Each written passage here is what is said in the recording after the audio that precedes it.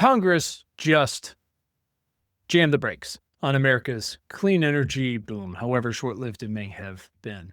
The One Big Beautiful Bill Act was signed into law after a lot of debate in the House and the Senate and in public. It is going to wipe out most of the wind and solar and EV tax credits. It's directing agencies to unwind renewable energy support, much less the mass electrification we need to do.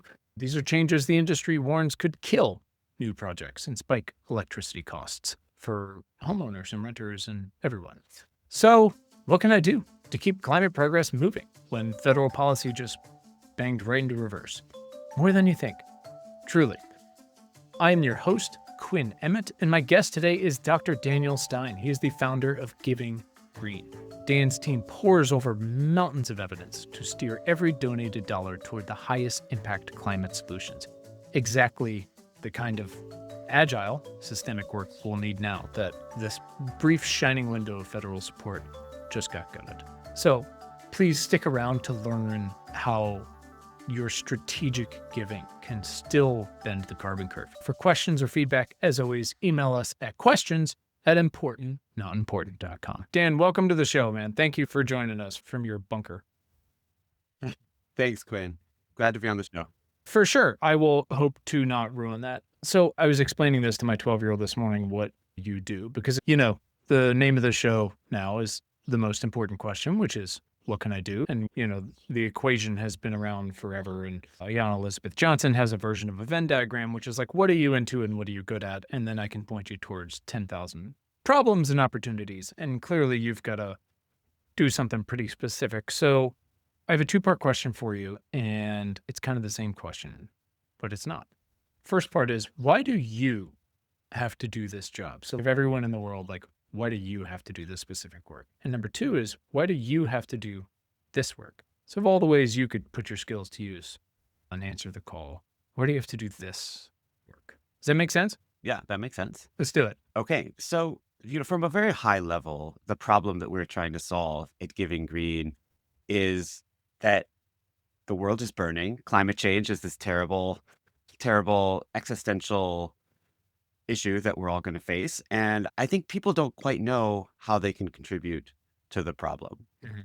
And I think, there's a lot of things people can do with individual actions or by political action. But there's one thing that a lot of people, it's an easy thing they can do, which is donate money and try to contribute to causes that are working on these really big problems. Mhm. Because not everyone has time to say, drop what they're doing. People have a life. They're busy. They have kids. They might not be able to drop everything and, I don't know, go run out and invent the next electric motor. So what we do is we provide a well-researched guide to help people figure out how to allocate their money towards things that really matter and are really making a difference. Okay.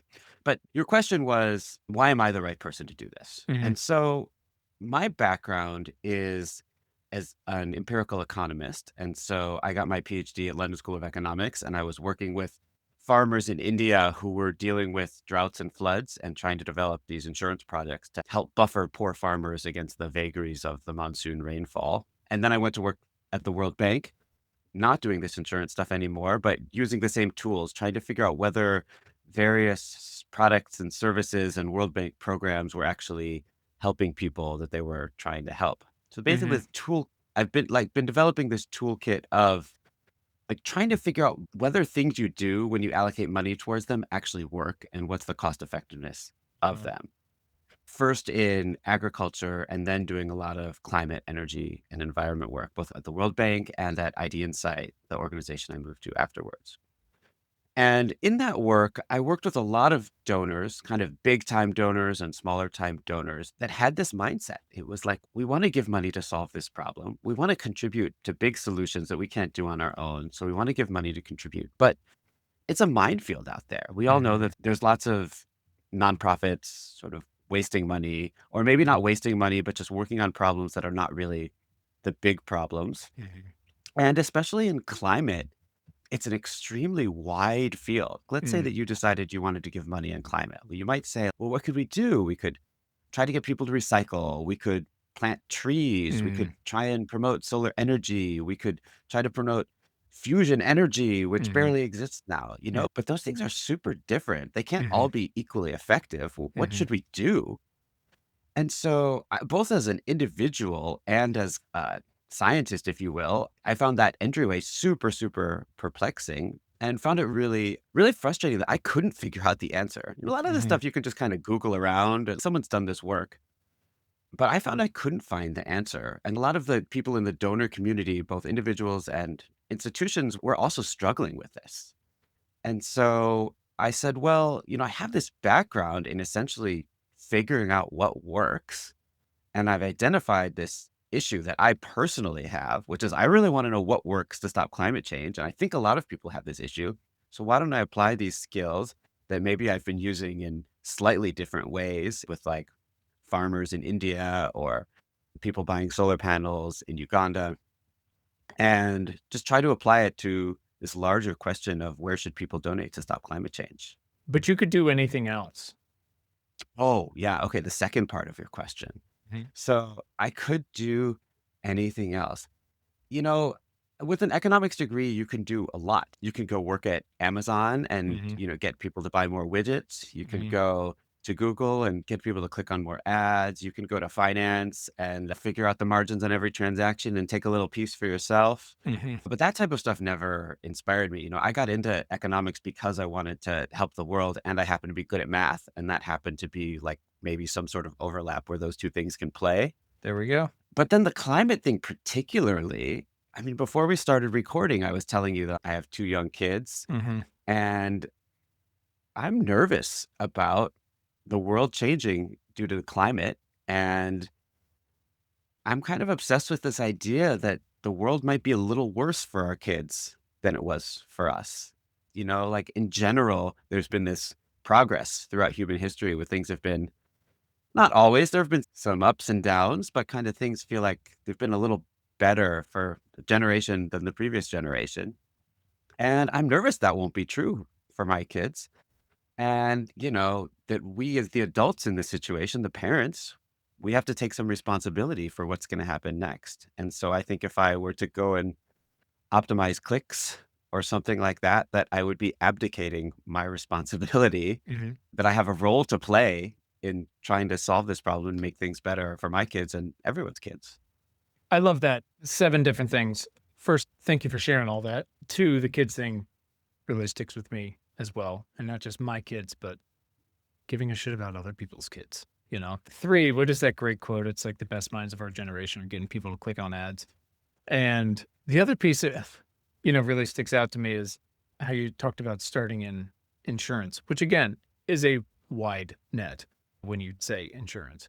It could mean anything. But I'm fairly consumed by thinking about how the insurance system is in a little bit of trouble and how we don't talk about it enough. And I think often I was like, man, that's as like a literally any sort of first job in insurance would be really helpful for people to have in their toolkit right now. I think sort of how I yelled at my children, told them they're all going to be waiters someday because you have to work in food service for one summer.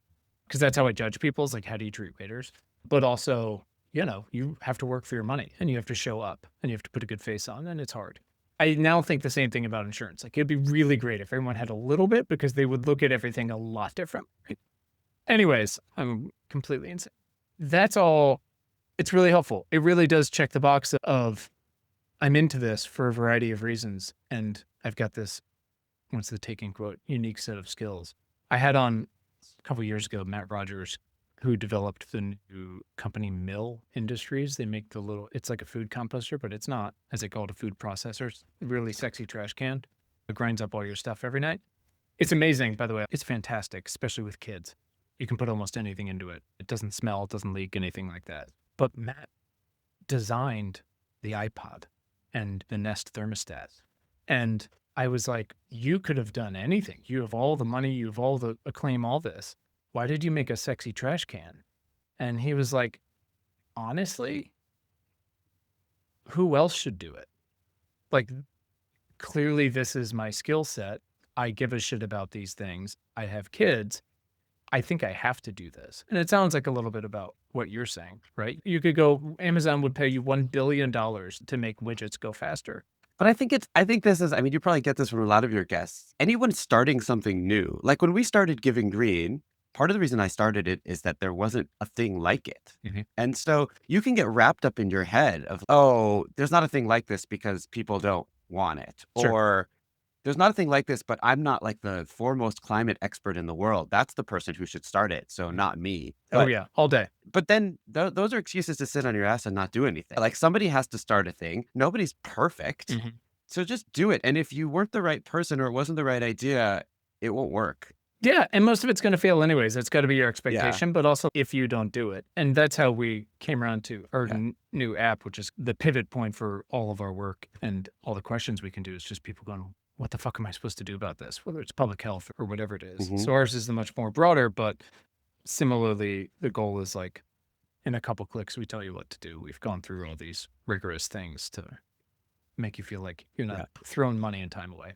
So, all right, that's all super helpful. Was there a specific, again, because so many people listen to this, either because they're already in the fight, whatever that is, like working on the front lines of public health or global health or food or insurance, right?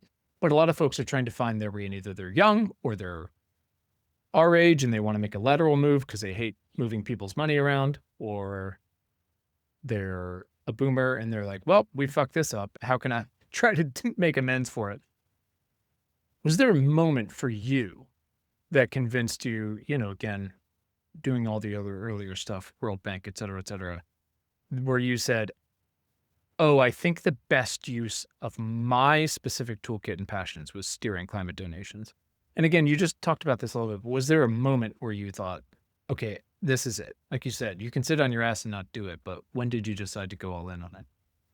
You know, it's so weird because unlike some people who start stuff, they like quit their job and say, I'm doing it. I had a very slow ramp up. So Hmm. I was working at ID Insight, which is a larger nonprofit doing international development, monitoring and evaluation, really good stuff.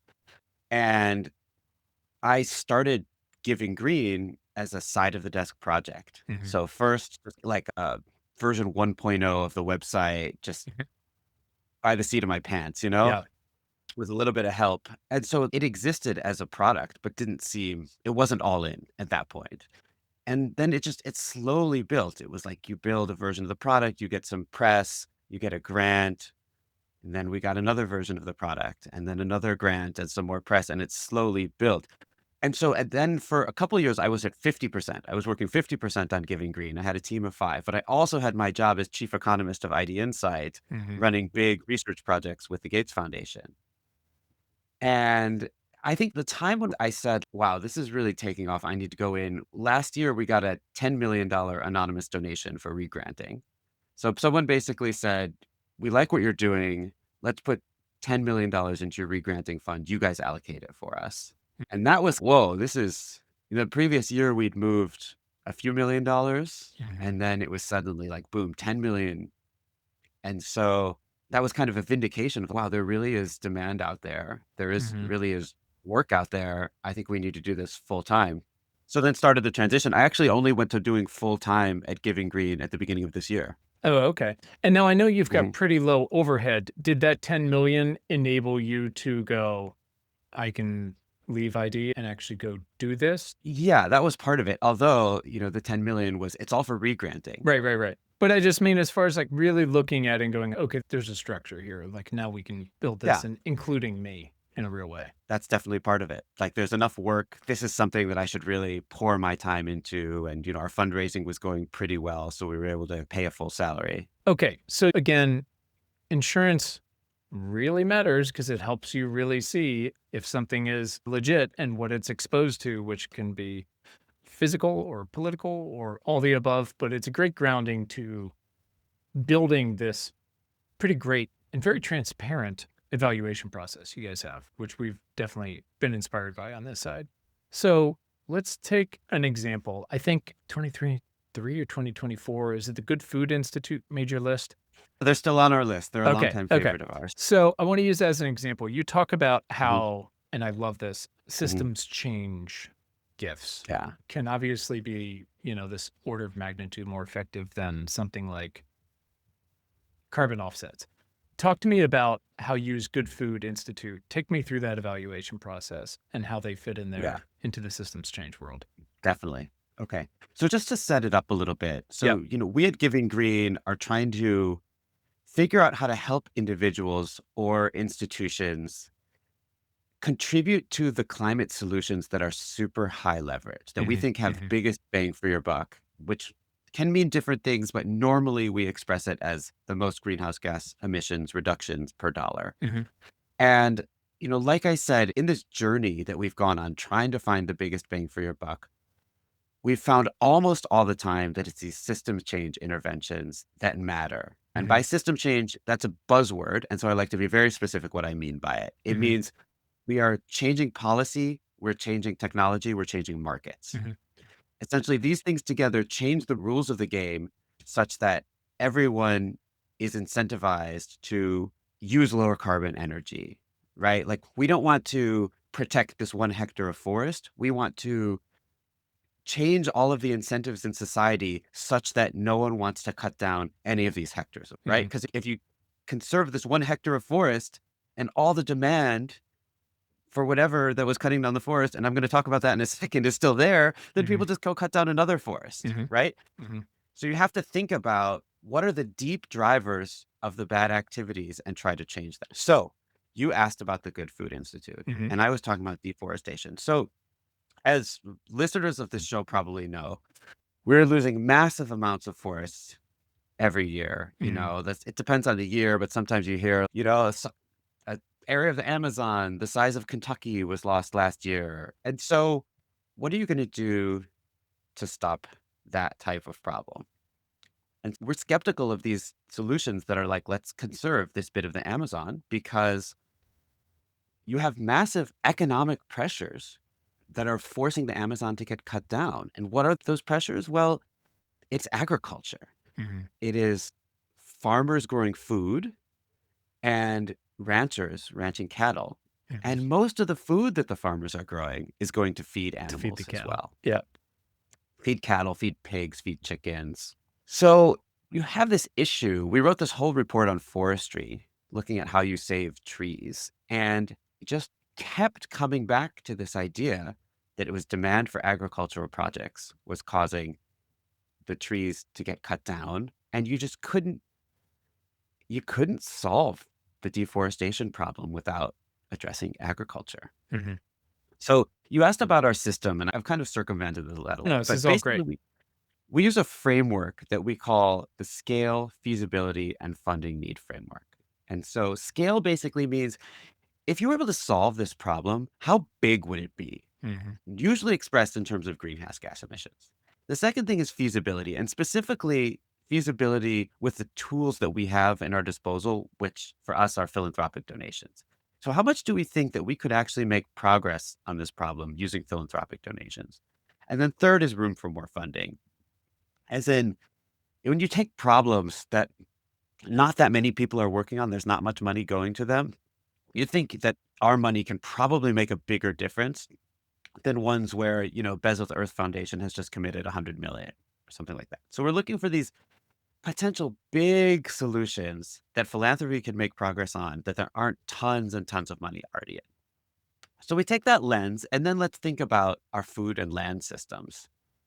When you start looking at agriculture and food conservation, you immediately hone in on cows Hmm. as being this major problem. The scale of emissions from cows is just astronomical. I was just Hmm. working with some donors from Brazil and analyzing some of the Brazil greenhouse gas statistics. And in Brazil, roughly 50% of emissions can be tracked back to cows.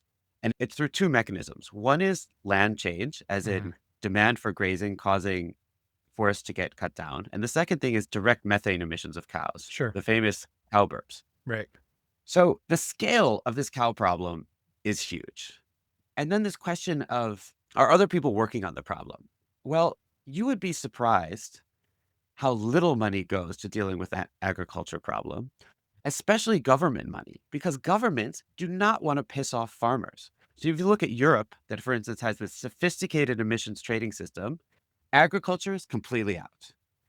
In the US, there's essentially no, I mean, there's not a lot of emissions policy in the US, but even in, for instance, the Inflation Reduction Act that had decarbonization policy for all different kinds of sectors, almost nothing for agriculture. Also in philanthropy, I can't tell you how many philanthropists I talk to that just can't really wrap their head around that like cows are causing warming. So it's this major neglected issue that has big upside.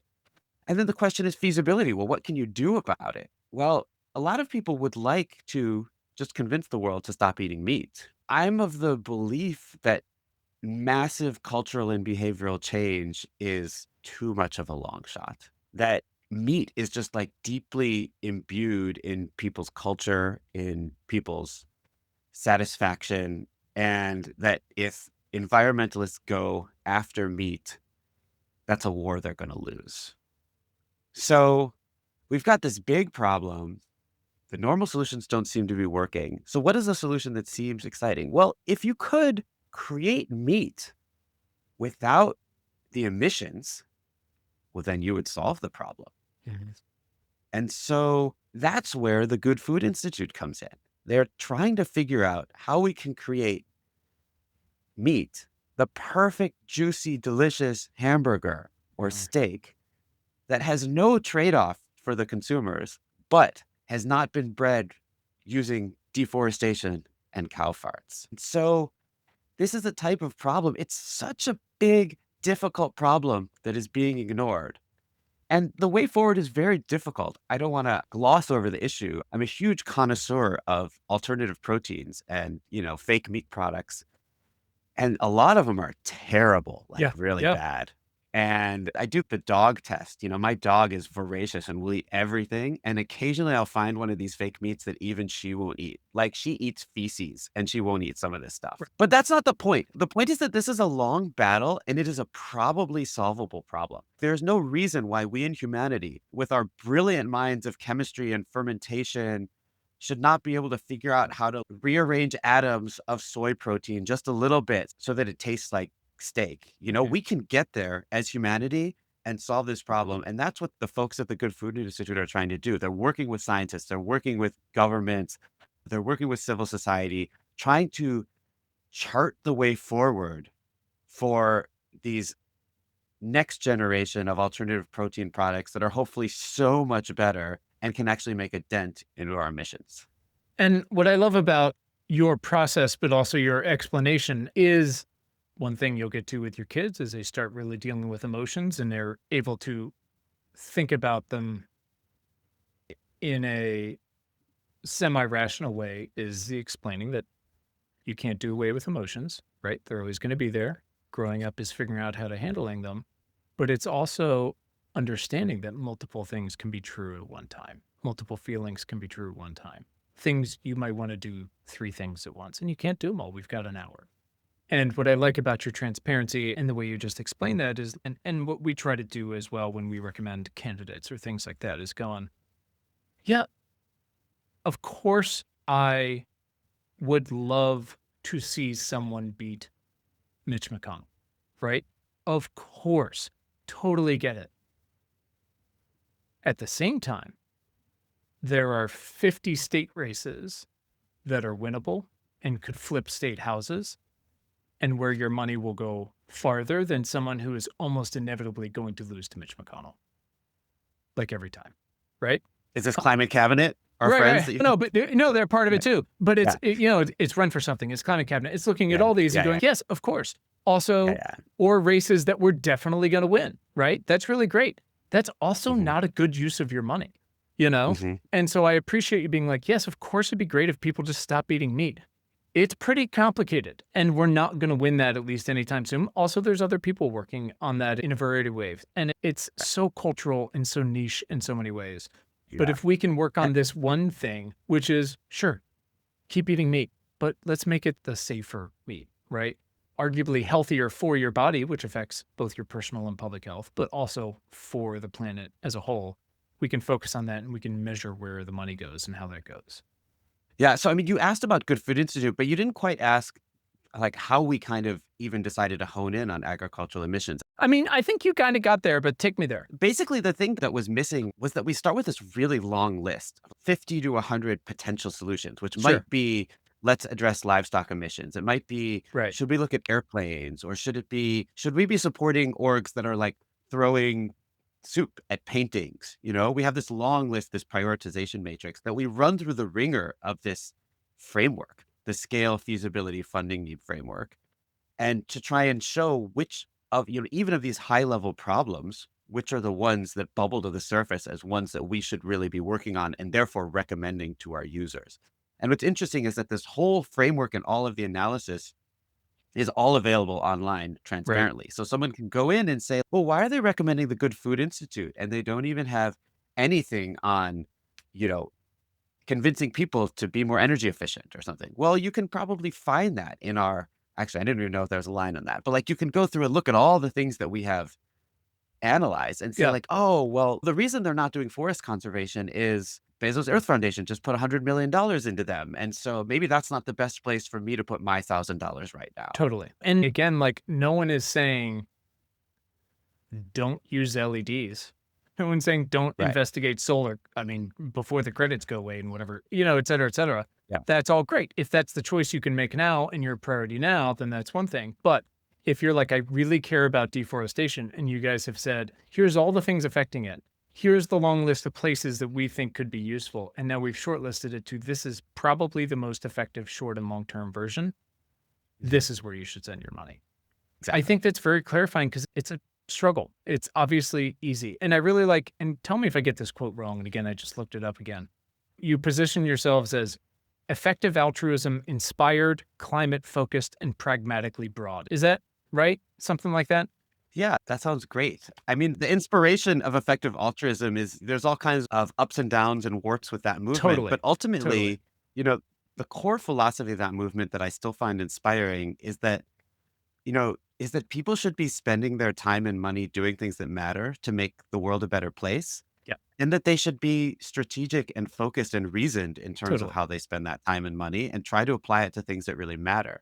And that deeply inspires me. And that kind of pushes what we're doing. Is like, we think people should be contributing to the climate problem. And we think if you do it, you should be putting your money towards the things that really matter and you get the most bang for your buck. Yeah. And I love that. And again, I think we're pretty similar in that respect. And we try to take that mission, that philosophy, that methodology, and apply it to people who go, no, I know, but I really care about kids' cancer. And I'm like, great. That's a pretty small problem that doesn't get a lot of funding because it's a small problem compared to, cardiovascular disease or lung cancer or whatever it Mhm. might be. And we'll say, if you really care about that, we're going to point you toward an organization like one of my favorites, Alex's Lemonade Stand. And they specifically pay for both research, but also travel funds for families to go to trials or treatment because it's Ooh. fucking expensive. And that is a Mhm. very direct use of your money for a problem you really give a shit about. Is it climate? Is it going to make the jet stream not slow down? No, but we also acknowledge there are other things that people really care about that really matter, that are life and death. So, yeah, I think you can totally be inspired by that and still use it without getting into all the warts that everyone loves to pick into about. So, Exactly. okay, that's all great. Everything kind of changed last week in a super fun way. And I'm sure you anticipated a lot of this after November, and I know you wrote a post about it, and now it's July, and this enormous thing is been signed into law. We've got a little time, not much for some of these things. How do these big swings feed into your going forward research priorities? So I guess Yeah. of your current recommendations, of which I think there used to be a little more policy. You guys recommended evergreen action for a little while, like we loved them.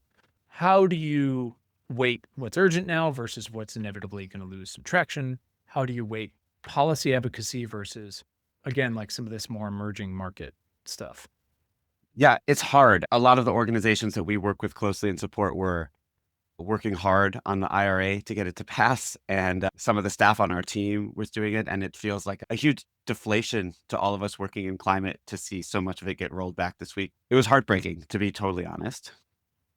That being said, the goals, the way we see the climate problem. In our work, we try to really take the long-term view, and we always know that there is going to be ups and downs and setbacks. So there's a couple things. The first is that, as we've known that there was great uncertainty with the election coming up and our research last year, we tried to make both our grant making and our recommendations be wide enough that the portfolio was going to do well in different types of swings. And that meant supporting some orgs on the left and some orgs more on the right, and some orgs working in different parts of the world. So we supported European orgs, some orgs in Mhm. India and Asia, and even the orgs in the US, some working on state level policy, some working on national level policy, different sides of the spectrum.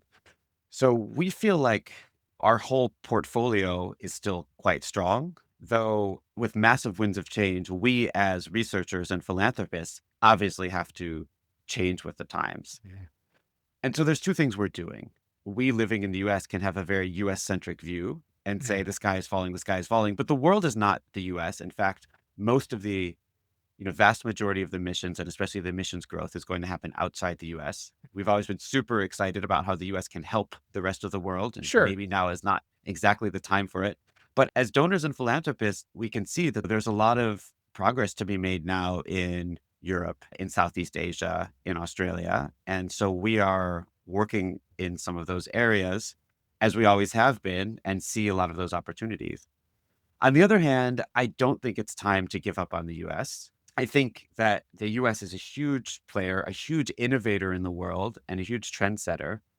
And there are very important fronts. Like we can see in these arguments over the one beautiful bill, a huge front of negotiations was these tax credits. Mhm. How long do they last? Especially should nuclear and geothermal be treated differently than solar? And there's a huge part for, even if there's going to be a rollback, there's a huge place for civil society to be involved in these heated debates and trying to make sure that wherever we land on is not as bad as it could be. And so you saw that in these debates that there were some Republican congresspeople on both houses that were sticking their neck out for clean energy tax credits and Mhm. saving the nuclear and geothermal credits and making sure the solar credits didn't expire right away. And some of the orgs that we work with are playing a part in those discussions. Another thing is trying to look at places in the medium term where we think there really could be bipartisan support, even with this current administration. And so there's a couple places where we're excited about going forward. One is general innovation funds. So the Republican Party has, for a long time, been a supporter of clean energy innovation and domestic energy production. That's something that both parties have always agreed on. And the US does a lot of energy innovation through the Department of Energy, through its various demonstration projects and the Loans Programs Office. And, we think that type of stuff is defensible under this administration. And so we are supporting organizations that are working on this problem of keeping the innovation engine of the US going forward. Another thing that we are exploring doing later in the year is thinking about permitting and increasing energy supply. That's something that both sides of the aisle really want to do, that the Republican administration has talked about. Let's decrease the barriers to building things Mhm. and getting all forms of energy on the grid. If you're going to get all forms of energy on the grid, well, lo and behold, solar energy is probably the cheapest and is going to Yeah. really win out. So, I wouldn't say I'm optimistic about progress under the current administration, but I would say that there's always some positive side to the coin. And there are places where as people who are working to prevent climate change, can make a difference even under this administration, both in playing defense and even offense. Yeah. I think that's great. I mean, you can acknowledge the harm that will be caused by this in a thousand different ways, and also that we have to look at it as this nuanced set of opportunities, whether it's political things to run against, like a loss of these growing clean energy jobs and clean energy subsidies that were going mostly to red states, or again, some more of these long term efforts that are going to be a little less affected because they weren't top of mind when all this was going. We have to figure out how to decarbonize cement, right? It is a complicated one, but it is what is cement? It's crazy. It's some large single digits number percentage of emissions, right? It's everywhere. It's in everything. And figuring that out and contributing to that in some way through you all or whoever it might be is almost like for an investor, like you talked about with your general innovation funds, it's long term, short term. It's like time and market, right? This is going to happen because it needs to happen. And in the short term, you know, there's so much energy to bring online. Transmission and permitting are a nightmare. We're going to take some hits along the way because they're going to bring some bullshit back online. But at the same time, solar is the cheapest energy of all time already. And that's, at this point, not going to change. So the more we can advance and almost do an end around on some of these things, right? Knowing that we have to control what we can control feels like a very pragmatic way forward, considering, right? Yeah, yeah, exactly. And I think it's important to not bury your head in the sand and say the world Yeah. is falling. There's nothing we can do under this administration. I'm just gonna sit at home and drive my Prius and eat my Boca burger. I don't think that's the right response. It's like there's still a fight out there. Let's talk about short term versus long term, though, as we kind of get Mhm. into what people can do. And again, this could be $1 or millions. We have people running college endowments that listen to this. We, you know, policy aids, whatever. And we've got bartenders. Everybody loves a bartender. Let's talk short term first. Knowing what we know now, as an individual or maybe a small family office, what is the simplest path you think to maximize impact today still? What do you recommend, again, donations wise, knowing what we know? By short term, you mean what can this individual do in their short term? Yeah, I think Yeah. on a more, so we often tell people to start locally because Yeah. you want to get the hooks in them and you're often going to see Mhm. the most bang for your buck, like things you can touch and feel locally. Bike lanes, electric school buses, right? Better HVAC systems in schools Yeah. so the air is cleaner. And then you'll go, oh, look what I can do. Look what I have done. Look what I've accomplished. So when I say short term, I mean someone where someone might see the result of their efforts in the next 5 to 10 years. Again, knowing what we know now after last week. Doesn't matter the scale. Yeah. Yeah. Yeah. I mean, I think I would push back against that a little Please. bit. I think that climate is this big, long arc global problem. And I Totally. almost think that when people get too focused on what they can see and feel and local initiatives, that you lose sight of forest for the trees. Totally. So I wouldn't recommend that people work on bike lanes. Like, I don't think it's that big of a deal. I think we're going to have electric cars, and the electric cars are going to get powered by renewable electricity, and that's going to solve the problem. And bike lanes aren't really going to matter.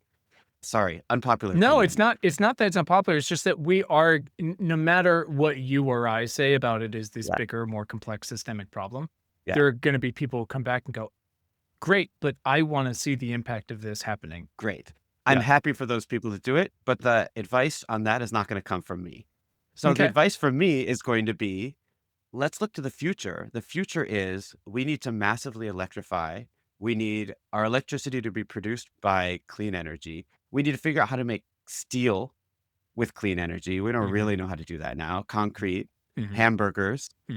And you got to be working towards those big problems or else you're playing in the sandbox. Totally. And so I'm sorry if you can't see it in the next few years, but my recommendation to you is going to be to shoot for the moon. Let's do it or we're all going to fry. So what can people be doing? Well, one thing, and not to get up on my own high horse, is one thing that is That's a why you're lot of here. people are in a position to do is to donate. Yeah. And that's what Giving Green's guide is for. It's a guide to help people figure out what are these high leverage opportunities. And people can go to our site, they can see the recommendations that we give. They can give through us, through our Giving Green fund, where you Hmm. can give to us. We take nothing off the top. And then we reallocate to either our top organizations or other organizations in timely matters that we think are doing incredible work. So that's the service we provide, and it's all free and accessible. But to give other options, I also think that people should think about how other things they can do that will contribute towards changing the systems, changing the laws. Hmm. And, the big things that people can do is get involved with politics, get involved with candidates running, get involved in various pressure groups that are convincing candidates to do things. Some of these are the same groups that we fund, but they Hmm. also need people power and Yeah. people writing congressmen and changing hearts and minds of people around them. But I really would push to for people to think about, like what does the world look like when things are fixed? It probably doesn't involve everyone being vegan. It probably doesn't involve everyone biking. It involves people having juicy red steaks that somehow didn't emit carbon and driving gigantic Hummers that also don't emit carbon. So Mm, like work towards those solutions rather than maybe feel good second best solutions. totally. I just try to push people in a like a yes and way, which is, and that's one of the Mhm, things we try to do is it's actually built into the app is if you go and you're like, look, I just want a fucking induction stove, man. mhm, Let's call it what it is. I'm in Denver. I want one of these e-bike rebates that sells out every minute. mhm. We will literally pop up and go, that's great, but here's what else you can do about that particular thing that's much bigger and on a bigger scale in the long term. Again, like coming out, you want to talk about bike lanes? Let's talk about cement, right?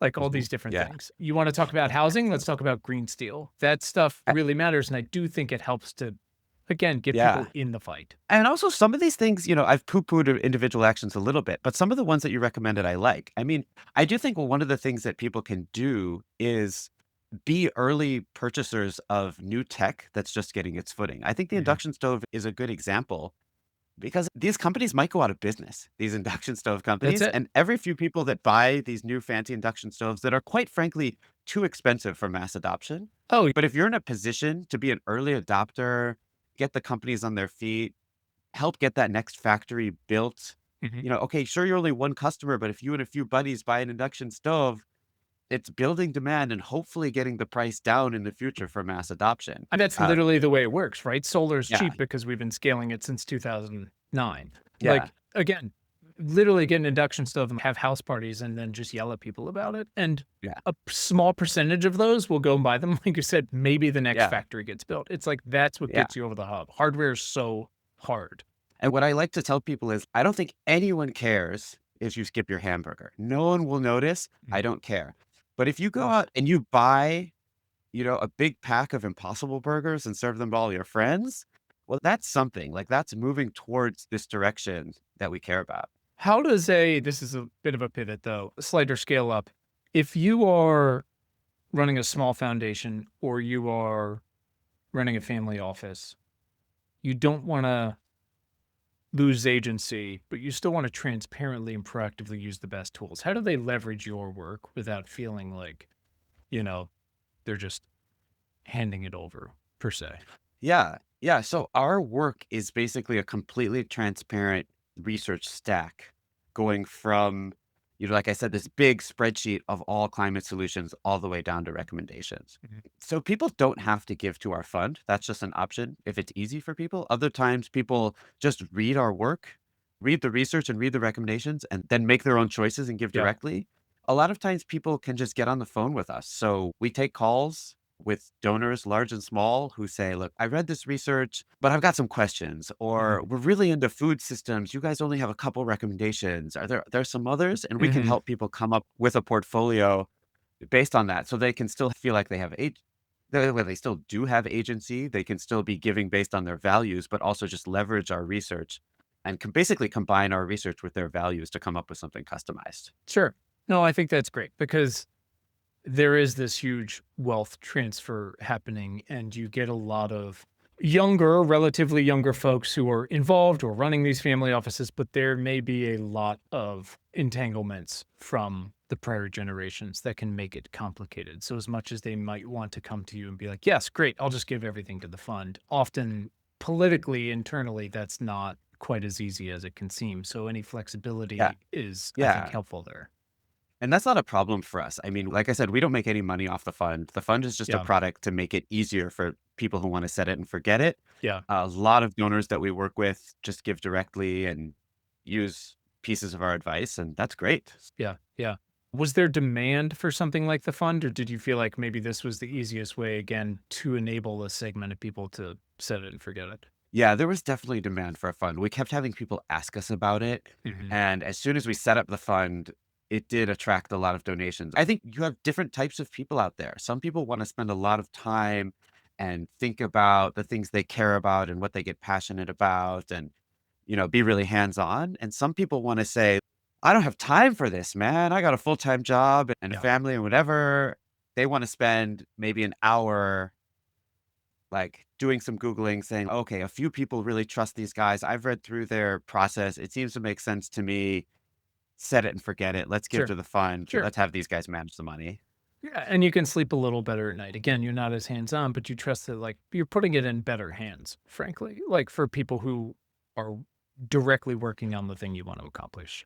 Yeah. And Right. it's all we do. We sit around and think about how to allocate the next marginal dollar to fund climate change. We eat, sleep, and breathe that stuff. So happy to help people out. That's super great. I really appreciate this, man. This is all super helpful. What have I not asked or what have I missed? Again, knowing we can't cover it all and it's this enormous hyper object. Yeah, I think I would say that the main thing we work on is really focused on climate change mitigation and just, stopping climate change. But we also do other types of research. We have a guide on what we think businesses should be doing to stop climate, which is, I think, very different than most businesses are doing with either doing nothing or buying carbon offsets. So any, business sustainability people out there listening, I think you should take a listen. We're working on a new guide on biodiversity. So, right now Mm, we have this super strong focus on stopping climate change, but a lot of people are really passionate about natural systems and saving biodiversity. And we think there's some overlap with climate work, but there's also some other things you can do if you apply the same scale feasibility funding need framework. So that's going to come out at the beginning of next year. So yeah, encourage your listeners to check out the various parts of research on our site. yeah, for sure.